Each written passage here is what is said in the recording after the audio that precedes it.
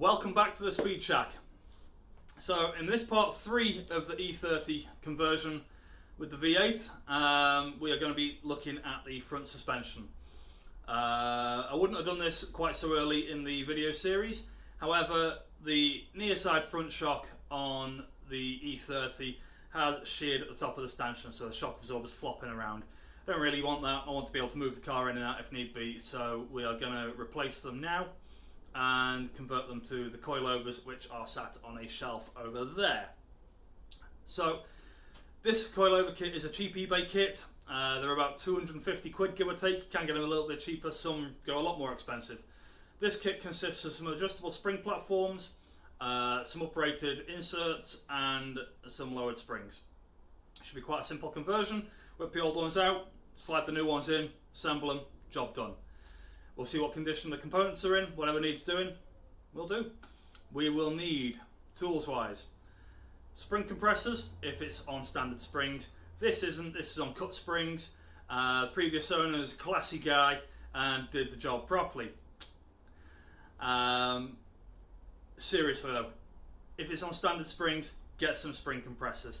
You just try and buzz that top nut off, you're going to end up with a face full of spring and spring platform, and you're going to end up as pretty as me.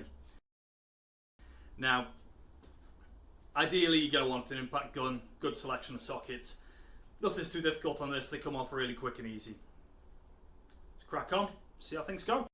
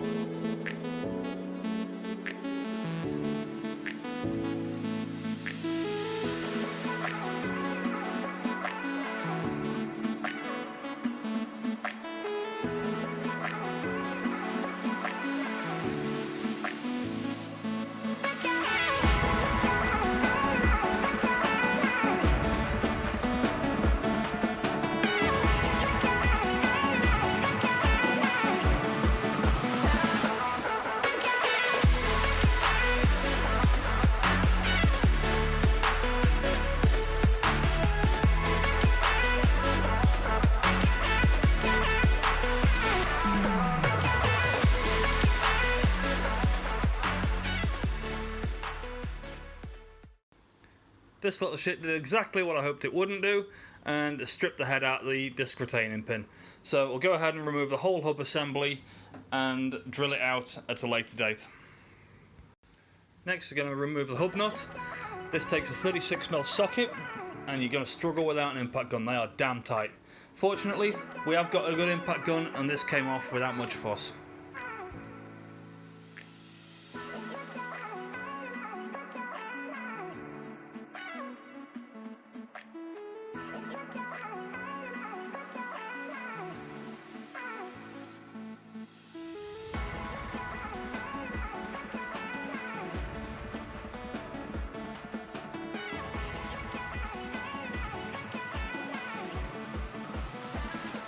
Next up is the gland nut at the top of the strut tube.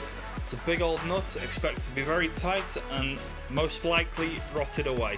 Fortunately these are in pretty good condition, they seem nice and solid, so we're using a big pair of Stilsons to whip them off. And we have got some brand new shiny bits. As you can see, shock insert goes straight into the old tube and your spring platform threads in, locks it all off with the new springs. Job done.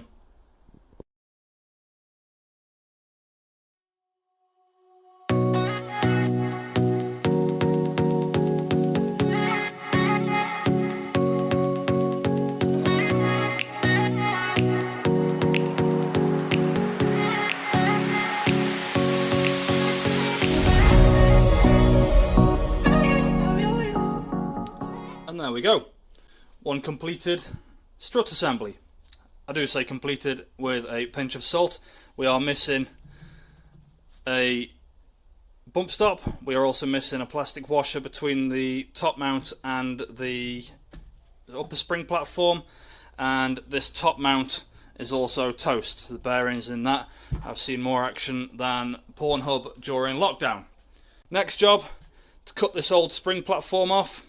Go and whip it just off above the weld, so make sure we don't go into the strut body, and then get the flap disc on what's left of the weld. Might even leave the weld on there just for a bit of added assurance we haven't gone into the strut tube. The last thing we want to do is weaken this any more than it already is.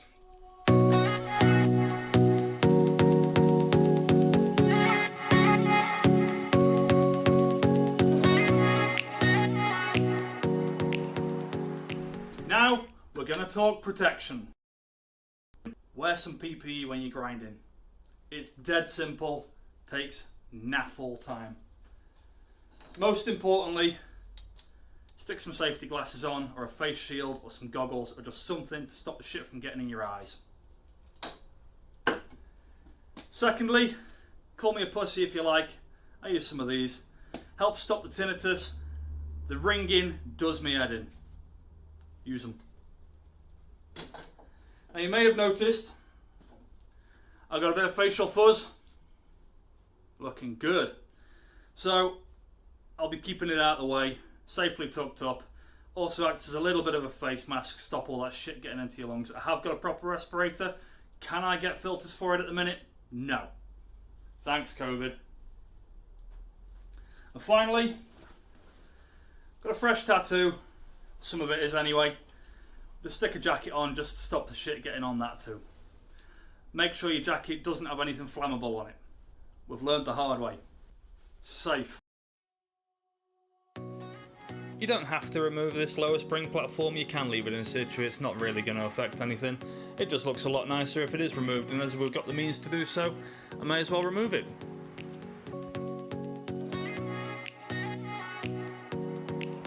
When sandblasting stuff, it's always worthwhile spending a little bit of time before it goes off to protect the surfaces that you want to keep good.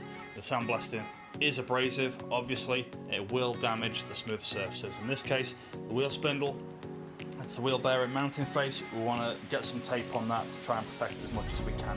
Likewise, all the threaded holes for the brake caliper mounting points, we're going to thread some bolts into them so we don't damage the threads. Now the near side's been fully stripped down and completed, we'll whip off the offside, driver's side, and do exactly the same to that. Same procedure, start at the bottom, work our way up.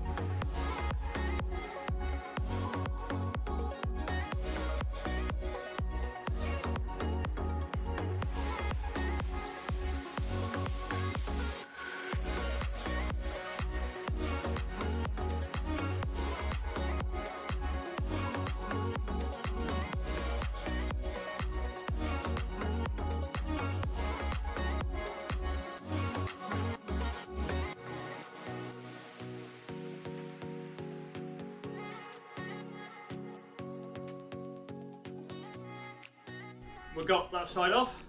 You may have noticed, yes, I hit my hand. Yes, I cried like a little bitch. We'll strip this one down, prep it the same way as we did the other one.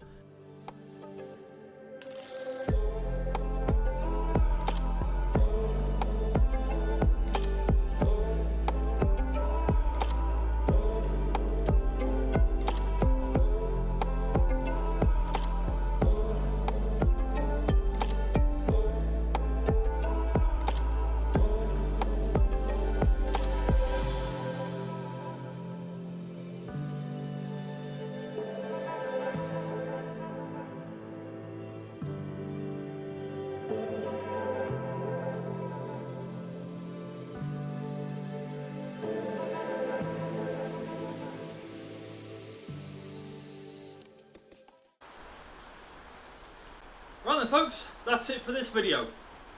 If you're looking at this with the intent of learning how to convert your E30 to coilovers, you've seen us remove them all, prep them all, and hopefully the quick assembly in the time lapse.